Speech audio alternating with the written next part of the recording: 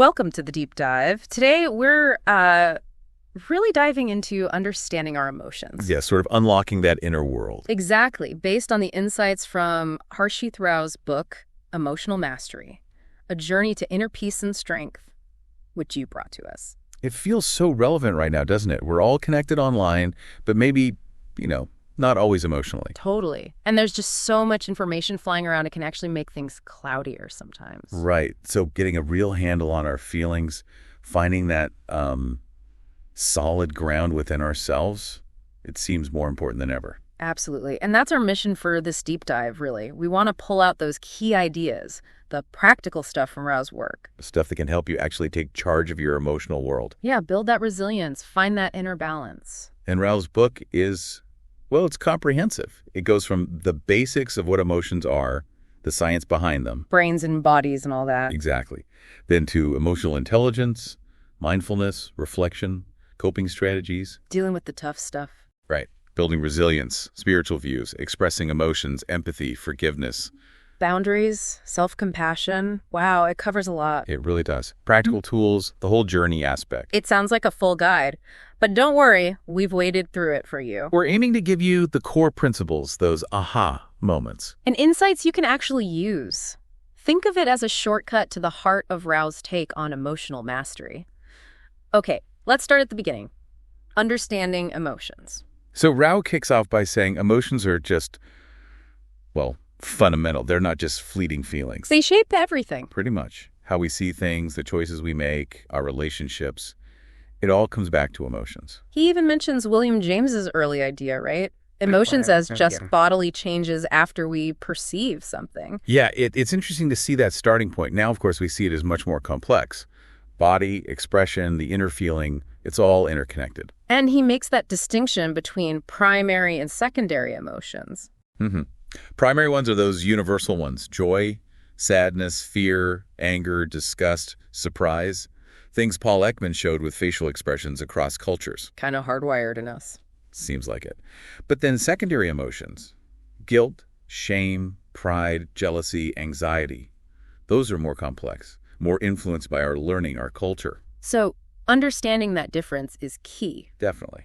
And Rao really stresses just acknowledging all feelings without judging them instantly as good or bad. Because trying to push the uncomfortable ones down, it doesn't really work, does it? No, he says it often backfires. They tend to bubble up later, sometimes even stronger. So it's more about observing, like, what am I feeling? How strong is it? What triggered it? Exactly.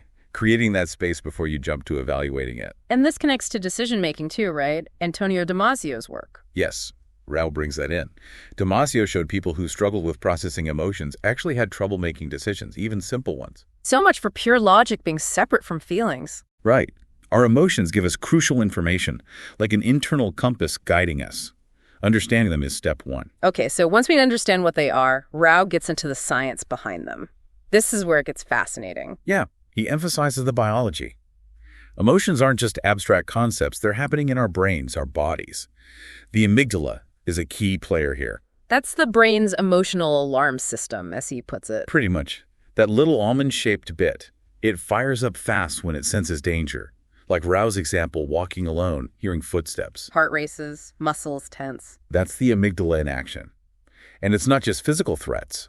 Social stress, conflict, feeling overwhelmed that activates it too. So that anxiety in a social setting, that's the amygdala. Often, yeah.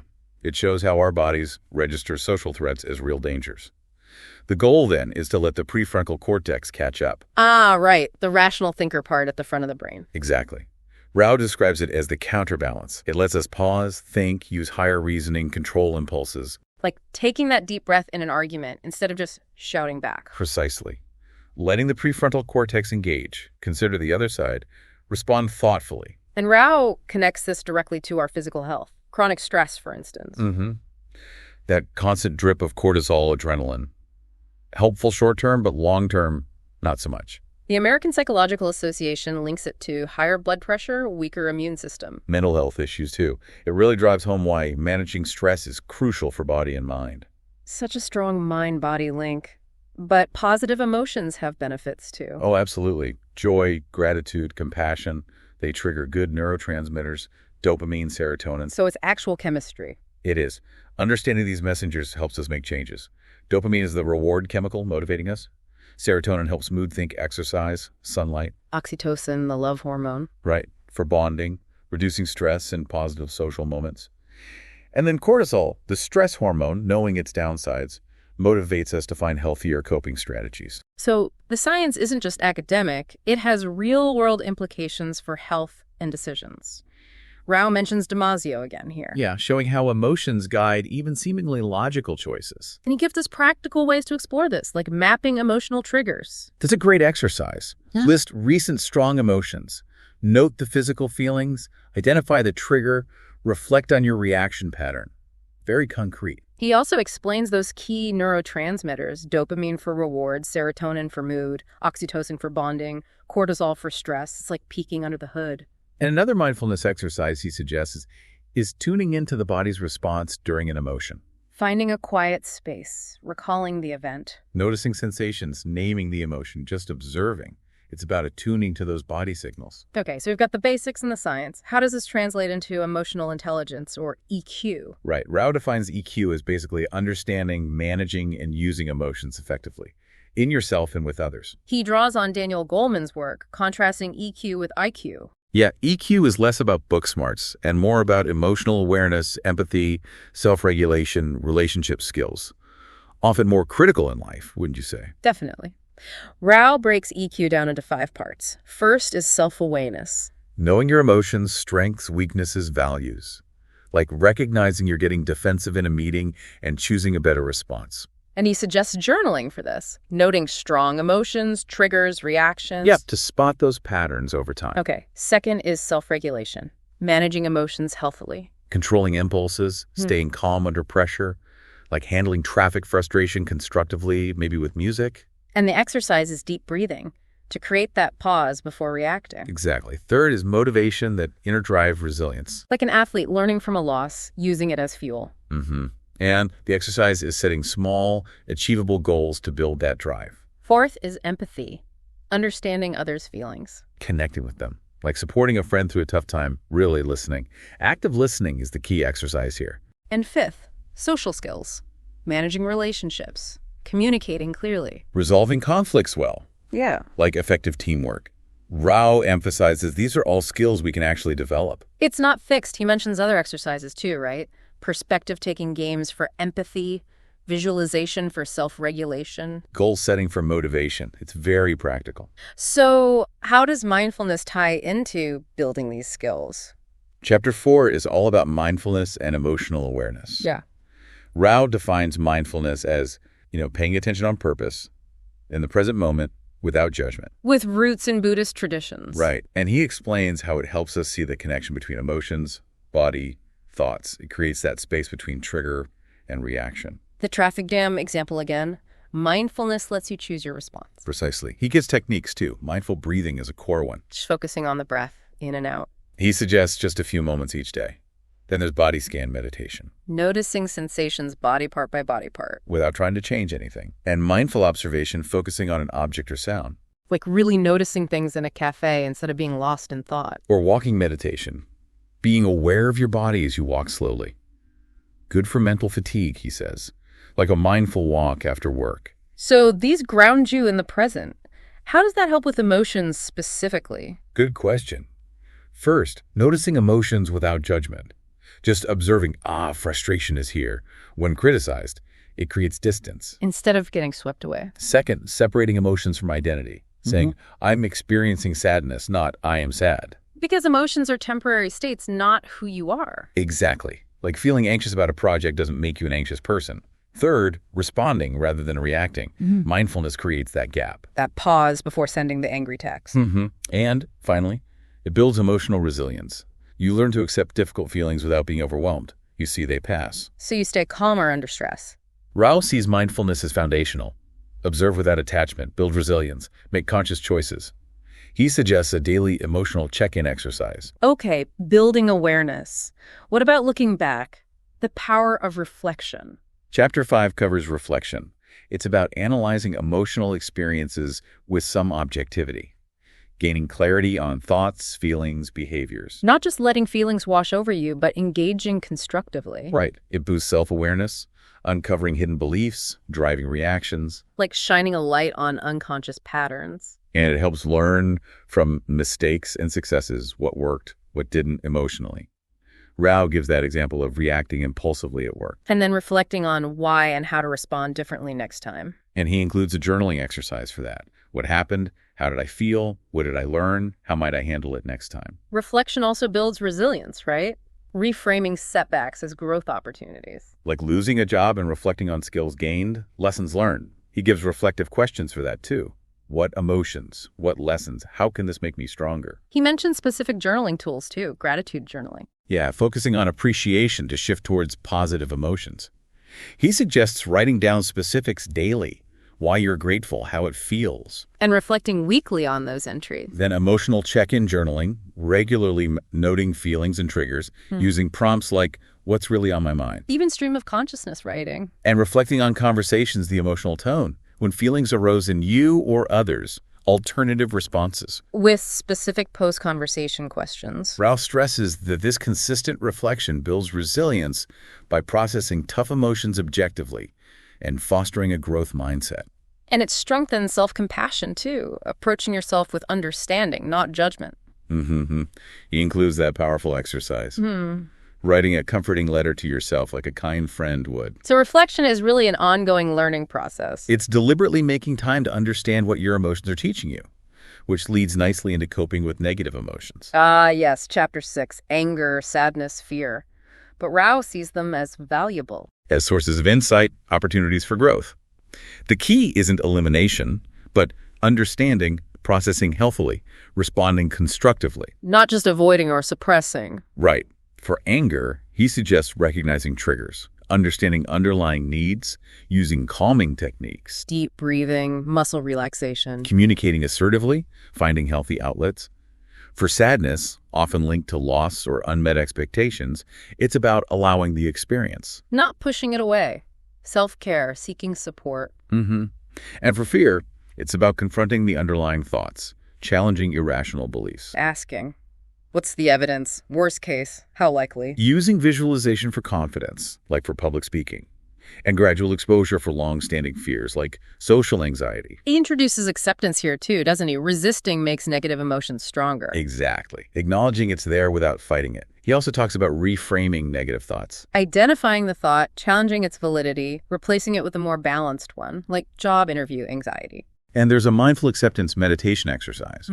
Observing emotions without judgment, labeling them, anxiety is here, feeling them, acknowledging they're temporary, So negative emotions become signals, unmet needs, unresolved issues. and approaching them with curiosity turns them into valuable teachers. It's about listening, not silencing. Makes sense. And learning to work with them builds resilience, which is chapter 7. Right. Resilience. Yeah. Bouncing back from adversity, not avoiding emotions, but processing them, learning from them, like the job loss example. It's not just putting on a brave face, it's going through it, learning, getting stronger inside. And it's crucial for emotional health, maintaining balance, reducing stress's impact. He contrasts resilient versus non-resilient responses to a breakup. So how do we develop resilience? He offers strategies. Yes. First, embrace change and uncertainty. See it as a growth opportunity, not a threat. Reflect on how to adapt. Second, focus on what you can control. Your thoughts, emotions, actions. Let go of the uncontrollable. Like in a tough work environment, analyze what you actually can influence. Third, cultivate a growth mindset. Believing you can improve through effort, seeing setbacks as learning chances, not fixed failure. He contrasts fixed versus growth using a failed exam example and suggests applying a growth mindset to a current challenge. Fourth, develop emotional regulation. Managing emotions healthily, expressing them well, using mindfulness, deep breathing, like in that stressful work situation example. And fifth, practice self-compassion. Kindness toward yourself during mistakes or challenges, like the work mistake example, treating yourself like a friend. Support systems are also key for resilience. Hugely important. The power of connection, feeling less alone through supportive relationships. Nurture those connections. And seeking professional help when needed, therapy like CBT or MBSR. Yes, for overwhelming challenges. He even suggests researching options proactively. Resilience isn't fixed, it's cultivated. He goes deeper into building it too, right? Revisiting self-awareness. Understanding your responses and triggers. Daily journaling helps. The power of optimism, positive outlook, reframing setbacks as lessons, gratitude lists. Managing expectations realistically, reflecting on them. Healthy habits are crucial too: exercise, nutrition, sleep, mindfulness. And seeing failure as a chance to learn and improve. He suggests reflecting on a past failure. Developing a sense of purpose helps too, like the caregiver example. Finding strength and purpose. And don't forget humor and playfulness for stress relief. It's a very complete picture of building resilience. Okay, shifting gears now to the spiritual perspective in Chapter 8. Yeah, this draws on Sanatan Dharma's wisdom. It views emotions not as obstacles, but potential pathways to self-realization. Like Arjuna's despair in the Bhagavad Gita leading to wisdom. Exactly. Rao suggests reflecting on an intense emotion you've had and its potential lessons. Detachment is a key concept here. But not suppression, right? More like observing neutrally. Precisely. Not getting swept away by praise or criticism, for instance. He also talks about witness consciousness. Observing your emotions without judgment, like watching someone else, for perspective. And bhakti yoga, devotion, as a way to channel emotions towards something higher, finding resilience and peace, especially when lonely. Spiritual practices for balance, meditation. Calming the mind, increasing self-awareness, like focusing on breath during stress. He suggests daily breath meditation. Also, yoga, physical practices for mind-body integration, tension relief. And seva, selfless service. Shifting focus outward, fostering connection and purpose. Grounding. And this perspective sees negative emotions as signals too. Often, yes. Anger might signal unmet needs or boundaries needing reinforcement. Sadness may be unprocessed grief. Fear, a need for security. It aligns with tapasya, inner discipline, through accepting discomfort to understand the signal. Practical steps from this perspective: mindfulness. Observing without judgment, like noticing sadness arise.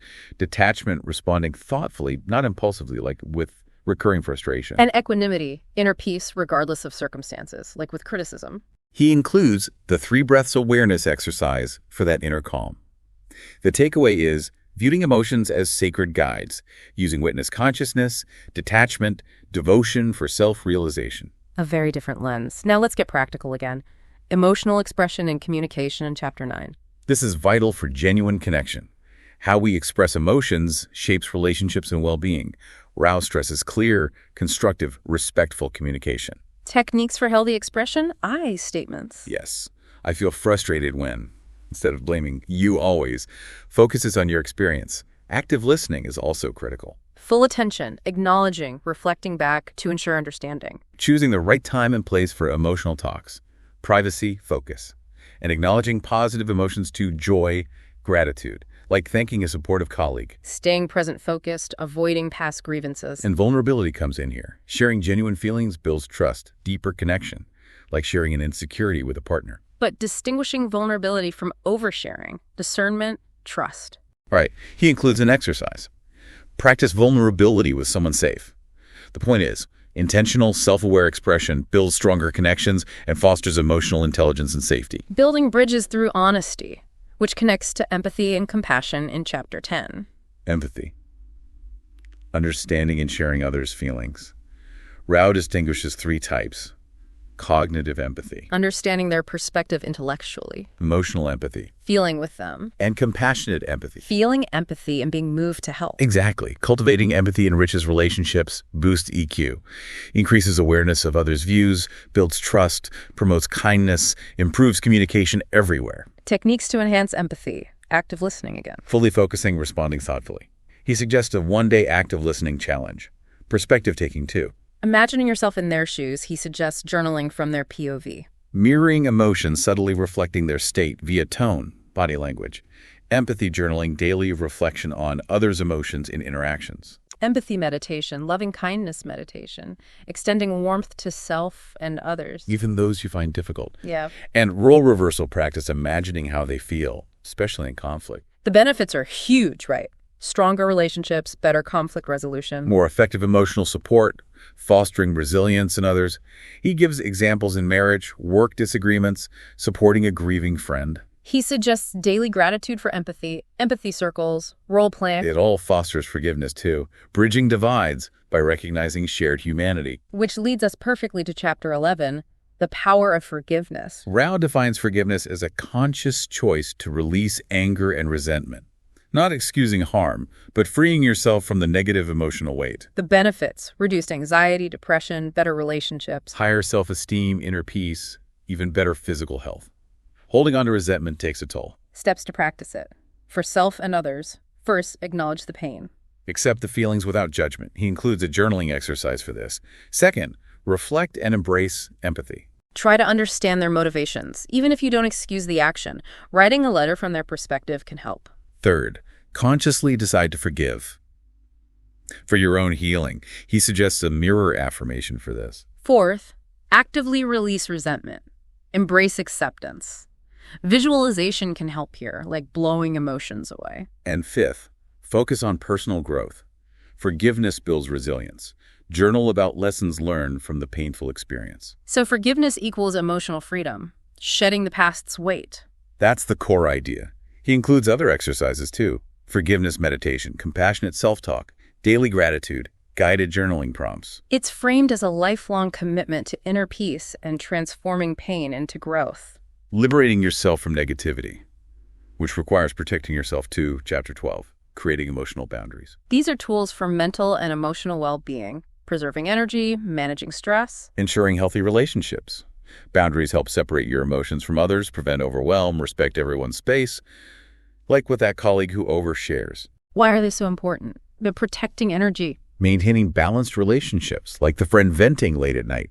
Promoting emotional clarity, avoiding resentment when boundaries are crossed. How do we identify and set them?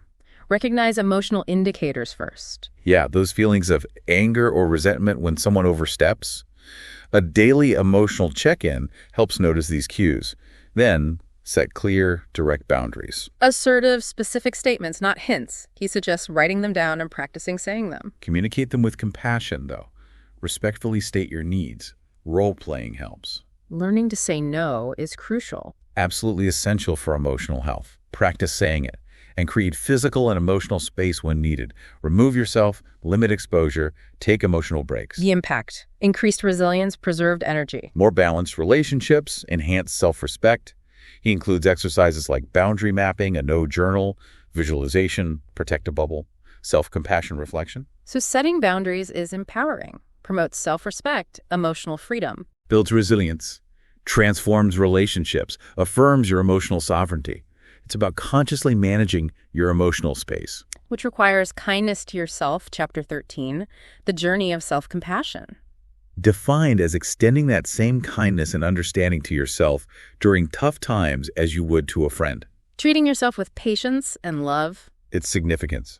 Reduces self-criticism, fosters acceptance, increases resilience, helps navigate challenges with more inner strength, like during a breakup. The three components: self-kindness versus self-criticism. Understanding mistakes happen. Being gentle with yourself, like failing an exam, use self-kindness phrases. Second, common humanity versus isolation. Realizing everyone struggles, you're not alone, like feeling inadequate. And third, mindfulness versus over-identification. Observing negative thoughts, emotions without getting lost in them or suppressing them. Mindfulness meditation helps here. Practices for cultivating it. The self-compassion break. Recognizing suffering, acknowledging common humanity, offering kind phrases. Mindfulness and acceptance, allowing emotions without judgment. Compassionate touch, hand on heart. Activates warmth, relaxation, and writing a supportive letter to yourself from a friend's perspective. It plays a big role in emotional healing, too. Pain, grief, trauma. Helps heal from loss without guilt, break free from self-doubt, rebuild self-worth. It's becoming your own best ally. Powerful stuff. Okay, Chapter 14 gets really practical with tools. Yes, specific actionable methods for emotional regulation and ongoing growth. Deep breathing exercises like 4-4-4. Lowers stress, enables calm responses, like before a stressful meeting. Mindfulness meditation, grounding in the present. Reducing anxiety by observing thoughts without attachment, like worrying about the future. Start with 5 minutes daily. Cognitive reframing, changing perception to change emotional impact. Challenging negative thoughts, replacing them with more balanced ones, like feeling overwhelmed at work. And grounding techniques, like 5-4-3-2-1 for intense anxiety. Centering yourself in the present, very helpful during panic. He also suggests daily emotional check-ins. Mood tracking, rating mood, noting associated events, like an end-of-day journal entry. And the RAIN technique, recognize, allow, investigate, nurture for processing strong emotions effectively. He gives examples for each step. Plus resources for more growth books, websites, podcasts, apps. It all reinforces that emotional mastery is gradual, requires consistent practice of these tools, and leads to balance, fulfillment, resilience. Building that essential toolkit. So the final chapter 15 embraces the whole journey. Right. It frames emotions as integral, recaps the book's purpose, guiding us towards mastery as a continuous path. He revisits key concepts. Self-awareness, regulation, compassion, boundaries, healing through forgiveness. And suggests revisiting exercises like the emotional inventory, mindfulness meditation, self-compassion letter, assertive boundary setting, forgiveness practice. He encourages ongoing exploration, right? Navigating all emotions with grace and wisdom. Suggests ongoing practices, daily reflection, breathing for stress, gratitude for progress, continuous learning. Final reflections on inner peace and strength. It's about honoring feelings without being controlled by them, creating space for deep experience and the strength to rise above, guided by wisdom and self-compassion. Embracing growth and change, noticing increased groundedness, patience, connection with practice. And vulnerability as a pathway to freedom and deeper connections, not weakness. It ends hopefully, anticipating peace, joy, resilience through commitment. Yes, a very positive and empowering conclusion. And that last but not the least section wraps it all up neatly. It really does. Summarizes mastery as ongoing self-awareness, growth, self-compassion for all emotions, reaffirms the tools are practical steps for transformation. And quickly recaps each chapter's core message. From understanding emotions' role to embracing the lifelong journey.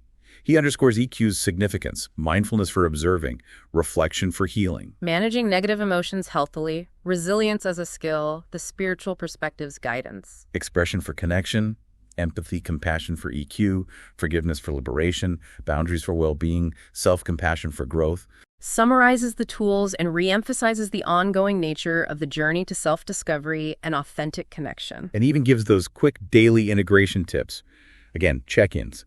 Mindfulness practice, journaling, using coping strategies, reframing, letting go, active listening, respecting needs, self-kindness. Ending with that thought, emotional freedom comes through continuous learning and practice. A great summary. Ties it all together perfectly. It really is. Well, that brings us towards the end of our deep dive into Harshit Rao's emotional mastery. Thanks for sharing it with us. And thank you for joining us on this exploration. It's such an important personal topic.